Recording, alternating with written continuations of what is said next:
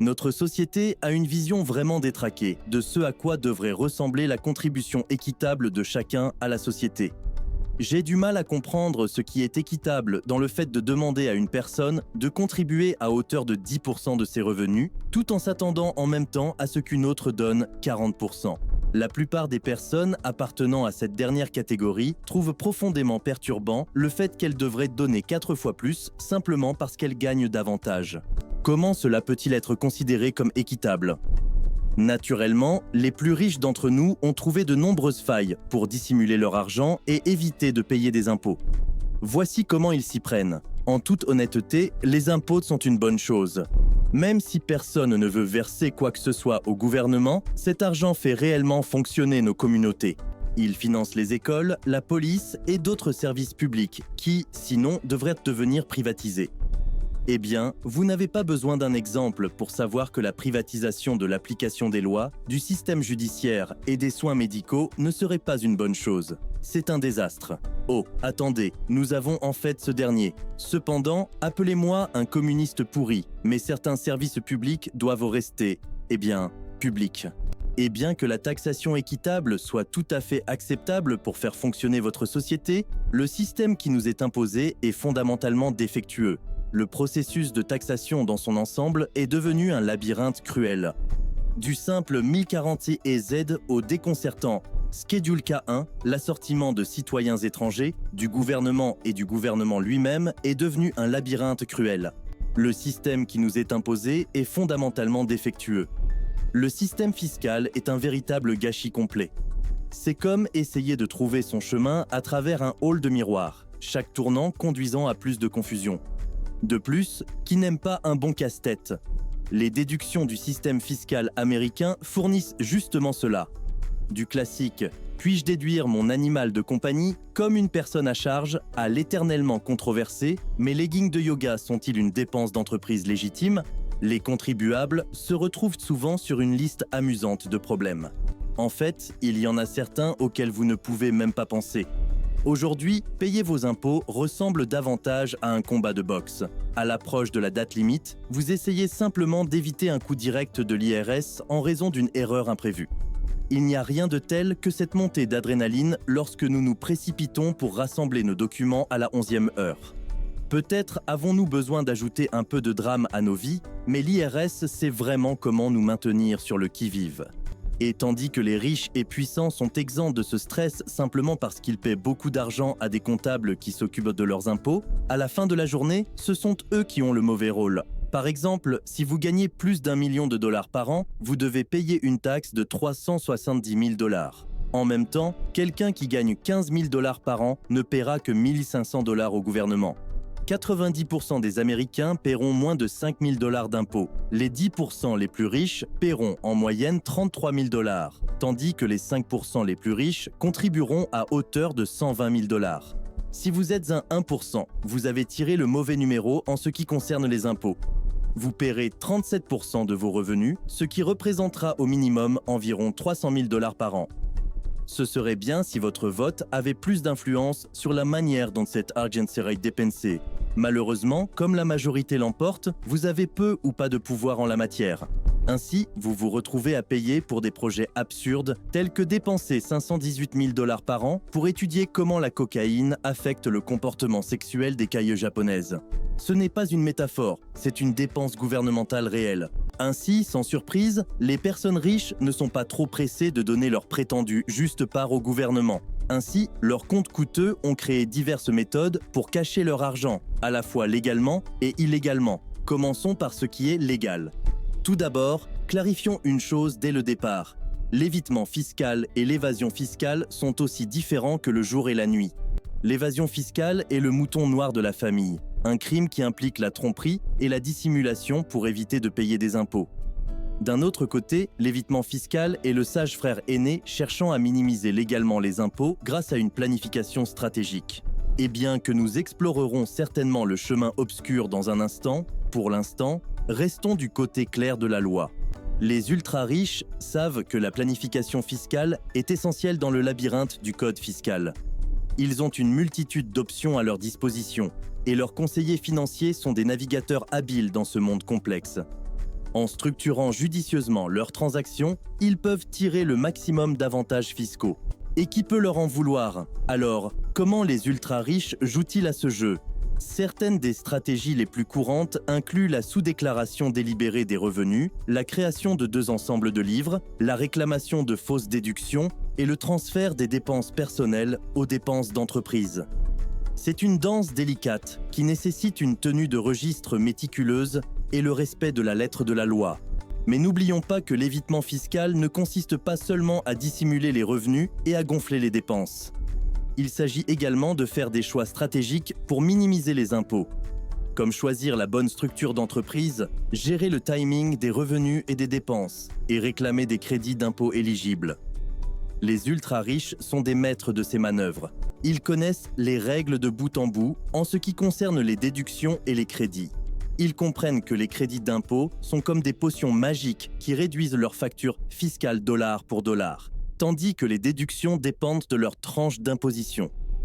Ainsi, ils visent toujours les crédits lorsqu'ils sont disponibles, comme un sorcier choisissant le sort le plus puissant pour la tâche à accomplir. Une autre astuce dans leur manche est de contrôler le timing des revenus et des déductions. Ils diffèrent habilement les revenus jusqu'à l'année suivante, lorsqu'ils seront dans une tranche d'imposition plus basse, ou accélèrent les déductions. Ils savent également comment accélérer les déductions dans l'année en cours, lorsqu'ils sont dans une tranche plus élevée. C'est comme diriger un orchestre, s'assurant que chaque note est jouée au moment parfait. Et n'oublions pas leur tactique contraire. Lorsqu'ils savent qu'ils seront dans une tranche d'imposition plus élevée l'année prochaine, ou que les taux d'imposition augmenteront, ils font l'inverse, accélérant les revenus et retardant les déductions. C'est comme jouer aux échecs, anticiper les mouvements du code fiscal et ajuster leur stratégie en conséquence. Mais la planification fiscale pour les ultra-riches n'est pas tout rose et champagne.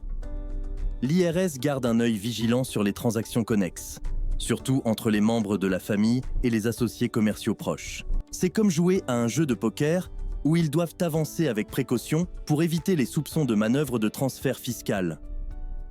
En fin de compte, les ultra-riches forment une ligue à part lorsqu'il s'agit d'évitement fiscal et de planification. Ils ont les moyens et l'intelligence pour naviguer dans le système de transfert fiscal. Ils sont un très bon exemple de comment le faire. Ils peuvent être très astucieux et peuvent naviguer dans le labyrinthe fiscal comme des aventuriers chevronnés, découvrant les trésors cachés des économies d'impôts. Et bien que nous puissions admirer ou envier leur habileté financière, nous devons nous rappeler que l'évitement fiscal, lorsqu'il est fait légalement et éthiquement, est une décision avisée pour quiconque, riche ou non. Cependant, lorsque la voie légale ne fonctionne pas, il y a toujours des sociétés écrans, des comptes offshore et des paradis fiscaux. Enfin, un paradis fiscal ne doit pas faire partie des accords internationaux d'échange d'informations financières, rendant plus difficile le suivi des flux monétaires par d'autres gouvernements. Ce sont les paradis fiscaux dans lesquels vous voudriez faire vos affaires. Par exemple, le Liechtenstein est bien connu pour son faible impôt sur le revenu. Cependant, en tant que membre de l'espace économique européen, le Liechtenstein a accepté de divulguer certaines informations financières à ses partenaires. En revanche, Nauru en est un très bon exemple. C'est un très bon exemple de comment faire de l'argent.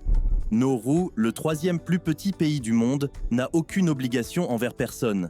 Ainsi, le Liechtenstein est considéré comme un paradis fiscal légal, tandis que Nauru est souvent inscrit sur la liste noire comme une destination de blanchiment d'argent. Alors que les sociétés écrans sont généralement associées aux paradis fiscaux de type Nauru, dans les types de paradis fiscaux comme le Liechtenstein, les personnes les plus riches ouvrent le plus souvent des comptes offshore. À première vue, une société écran peut sembler être une entreprise légitime, avec un nom chic et un enregistrement officiel. Cependant, son véritable objectif diffère souvent de ce qui apparaît à l'œil. Avec leur réseau complexe de directeurs, d'actionnaires et d'agents enregistrés, les sociétés écrans agissent comme le parfait écran pour dissimuler l'identité des individus ou des entités qui se cachent derrière elles. Pour les ultra-riches cherchant à réduire leurs impôts ou à s'engager dans des pratiques financières moins recommandables, les sociétés écrans offrent un terrain de jeu de possibilités. L'une des principales utilisations des sociétés écrans est de faciliter l'évasion fiscale et le blanchiment d'argent. En faisant transiter l'argent par une série de ces entités, la piste devient de plus en plus compliquée, rendant difficile pour les autorités de remonter jusqu'à la véritable source des fonds. Une autre astuce dans la manche des riches consiste à utiliser des sociétés écrans pour la protection des actifs. Lorsque vous possédez une richesse substantielle, les poursuites judiciaires et les menaces de créanciers deviennent monnaie courante. Mais en plaçant des actifs au nom d'une société écran, les milliardaires peuvent créer une barrière entre eux-mêmes et d'éventuelles actions en justice, rendant plus difficile aux demandeurs de saisir leurs biens précieux. Cependant, l'attrait des sociétés écrans réside dans leur potentiel de malice. Les paradis fiscaux du monde entier accueillent souvent un nombre significatif de personnes qui ne peuvent pas se permettre de quitter leur domicile. Cependant, le sentiment de sécurité est le nombre de ces entités qui s'adressent aux ultra-riches cherchant à exploiter les zones grises de la loi. L'une des manœuvres classiques utilisées par les ultra-riches est le tristement célèbre recours aux paradis fiscaux offshore. Ce sont comme des îles secrètes où l'argent se cache du percepteur d'impôts. Comme le dit le dicton, si vous ne pouvez pas les battre, rejoignez-les. Et si vous ne pouvez pas les rejoindre, cachez votre argent là où ils ne peuvent pas le trouver. Bien qu'il soit vrai que certains paradis fiscaux offshore soient tout à fait légaux, certains milliardaires sont connus pour naviguer dans les zones grises, provoquant occasionnellement un sourcil levé. Après tout, quelle est un peu d'ambiguïté morale quand on peut économiser quelques millions ? Les paradis fiscaux sont des juridictions ou des pays qui offrent des réglementations fiscales favorables et une confidentialité financière pour attirer des particuliers et des entreprises cherchant à réduire leurs charges fiscales. Ces endroits ont souvent des taux d'impôt bas ou nuls. Les paradis fiscaux sont souvent utilisés pour protéger les riches et les pauvres, et ils sont souvent utilisés pour contrer la charge fiscale. Il existe également des paradis fiscaux qui offrent des taux d'impôt bas ou nuls sur certains types de revenus ou transactions, les rendant attractifs pour les ultra-riches et les entreprises multinationales. L'attrait des paradis fiscaux réside dans leur capacité à aider les particuliers et les entreprises à minimiser légalement leurs obligations fiscales. En faisant transiter des fonds par ces juridictions, les contribuables peuvent profiter des lois fiscales clémentes et bénéficier de taux d'imposition réduits sur leurs revenus ou investissements. Pour qu'un paradis fiscal soit considéré comme tel, il doit avoir 4 caractéristiques principales. Tout d'abord, et avant tout, le paradis fiscal doit imposer peu ou, mieux encore, aucun impôt sur des types spécifiques de revenus, tels que les gains en capital, les dividendes ou les bénéfices d'entreprise. Cet environnement fiscalement favorable permet aux entités de conserver davantage de leurs gains. La troisième condition pour qu'un paradis fiscal soit considéré comme tel est le manque de transparence. De nombreux paradis fiscaux ne sont pas transparents. De nombreux paradis fiscaux ne sont pas transparents. Les paradis fiscaux ont des exigences de déclaration minimales, ce qui signifie que les entreprises et les particuliers peuvent opérer en divulguant peu d'informations sur leurs activités financières. Les sociétés offshore, également connues sous le nom de sociétés internationales, sont des entités légales établies dans des paradis fiscaux ou des centres financiers offshore. Ces sociétés sont généralement utilisées à des fins de planification financière, de protection d'actifs et d'investissement. Elles sont préférées pour l'évitement fiscal légal en raison de leur établissement et de leur entretien relativement peu coûteux, ainsi que des exigences de déclaration limitées. Les sociétés offshore font généralement face à des obligations de déclaration moins rigoureuses par rapport aux sociétés dans d'autres juridictions. Cela contribue au secret et à la confidentialité qu'elles offrent. En guise d'avantages supplémentaires, les individus peuvent nommer des directeurs et actionnaires de paille pour maintenir un niveau supplémentaire d'anonymat et de distance par rapport à la société. Cela signifie que les paradis fiscaux, ils ne sont pas limités au montant d'argent dépensé dans les paradis fiscaux de la société. Tant les paradis fiscaux que les sociétés offshore servent à des fins légitimes, telles que faciliter le commerce international, protéger les actifs et permettre des investissements transfrontaliers. Les multinationales peuvent les utiliser pour optimiser leurs opérations mondiales et réduire légalement leurs obligations fiscales. C'est la beauté de la chose. En obscurcissant la véritable propriété des actifs et des revenus, on peut facilement éviter de payer ce que les 90% appellent une juste part. Et bien que la communauté internationale soit en mesure d'être plus flexible, il est également possible d'éviter le risque de perdre une juste part. Avec les investisseurs étrangers agissant comme s'ils tentaient de faire un changement, avec la divulgation des Panama Papers, il est devenu clair que ceux au pouvoir gardent également leur argent sur des comptes offshore dans des paradis fiscaux. Donc, si vous pensez que quelque chose va changer bientôt, eh bien, bonne chance. Et bien que les offshore soient le dernier cri au sein des ultra-riches, il existe d'autres moyens de gérer les impôts ennuyeux. On ne peut oublier l'ingénieuse technique de transfert de prix dans le domaine des moyens à peine légaux ou illégaux pour minimiser autant que possible vos impôts. Imaginez une entreprise opérant dans plusieurs pays. Maintenant, elle pourrait employer une équipe d'experts pour gérer ses finances légalement, mais où est le plaisir ? Au lieu de cela, elle a une division d'entités financières qui font circuler de l'argent à travers les frontières, comme dans un jeu de cache-cache financier. Un moment, l'argent est dans un pays favorable aux impôts. Et le suivant, il a magiquement disparu dans un autre. Pouf, les impôts ont disparu, mais l'illusion de l'égalité demeure. Certains milliardaires avisés en matière d'impôts trouvent également refuge dans des fonds fiduciaires. Maintenant, il ne s'agit pas de tirelires classiques que les parents mettent en place pour leurs enfants. Nous parlons de structures juridiques complexes qui ressemblent à des labyrinthes construits pour dérouter même l'enquêteur fiscal les plus persévérantes. Trouvent également refuge dans des fonds fiduciaires. Maintenant, il ne s'agit pas de tirelires classiques que les parents mettent en place pour leurs enfants. Nous parlons de structures juridiques complexes qui ressemblent à des labyrinthes construits pour dérouter même l'enquêteur fiscal les plus persévérantes. Les ultra-riches peuvent mettre de l'argent de côté dans ces fonds, garantissant que leur richesse reste à l'abri des yeux indiscrets du percepteur d'impôts pendant des générations à venir. Ensuite, il y a l'art de réclamer des frais professionnels qui défient toute rationalité.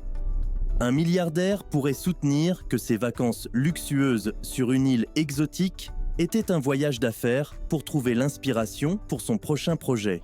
La vérité est que certains individus fortunés ont maîtrisé l'art de transformer leurs indulgences personnelles en déductions d'entreprises légitimes, réduisant ainsi finalement leurs revenus imposables. Qui aurait pensé que prendre un bain de soleil et siroter des cocktails pourrait être si judicieux sur le plan commercial ? Et n'oublions pas le fameux surf des failles.